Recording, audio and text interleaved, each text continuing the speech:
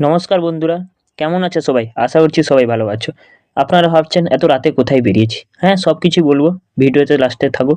আমরা 2025 সালে দাঁড়িয়ে 10 টাকার 10টা ফুচকা খেতে যাচ্ছি। ঠিকই শুনেছেন, 10 টাকার 10টা ফুচকা। চলুন ভিডিওটা লাস্ট পর্যন্ত দেখুন, কোথায় যাচ্ছি সব কিছুই বলবো আমরা। আর আমার ভিডিওটা কারা কারা কোথা থেকে ওয়াচ করছো বা কোথাতে দেখছো কমেন্টে জানাও, তাদের পরের ভিডিওতে আমি নাম নেব। চলো বন্ধুরা। হ্যাঁ, ঠিকই দেখছেন, সেই নীলপুর বাজার। ট্যাক্সি স্ট্যান্ডের পাশে সেই ভাইরাল দাদুর দোকান। তার পেছনে আরেকটা দোকান আছে, ওখানে মোটামুটি ভিড় আছে। কিন্তু এই দাদুর দোকানে প্রচণ্ড ভিড়। দাদুর সাথে কথা বলতে পারিনি। দাদুর আলু মাখা শেষ হয়ে গেছে, তাই মাখাচ্ছিল। আমরা দাঁড়িয়ে দাঁড়িয়ে অপেক্ষা করছি কখন আমাদের দাদু ফুচকাটা সার্ভ করবে। দীর্ঘক্ষণ অপেক্ষা করার পর ফাইনালি ফুচকাটা আমি আমার প্লেটে পেলাম।